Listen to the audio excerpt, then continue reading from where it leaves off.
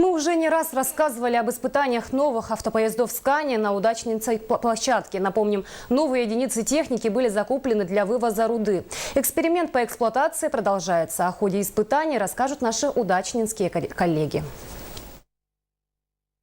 Опытно-промышленные испытания по использованию автопоездов Scania продолжаются уже больше года. В период эксплуатации постоянно что-то меняется, вносятся определенные коррективы. Это позволяет существенно снизить затраты и повысить рентабельность грузоперевозок.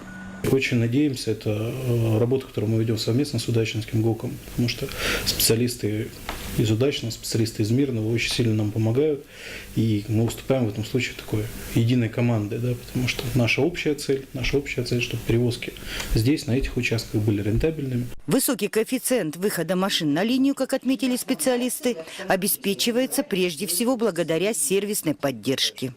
У нас совместно со специалистами Алроса здесь существует пункт, где мы проводим сервисное обслуживание и ремонт практически любой сложности. Также здесь присутствует, что очень немаловажно, это склад запасных частей, которые позволяют не ждать определенное время, пока запчасть сюда будет доставлена, а взять со склада, поставить на автомобиль и, соответственно, выпустить его на линию.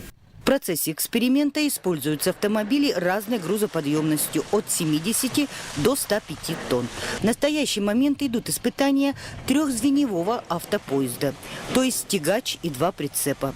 В дальнейшем планируется рассмотреть вариант с тягачом и 2 полуприцепами.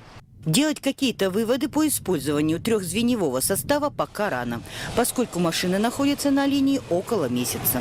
А это достаточно короткий срок, чтобы выявить все плюсы и минусы в процессе эксплуатации данной большегрузной техники.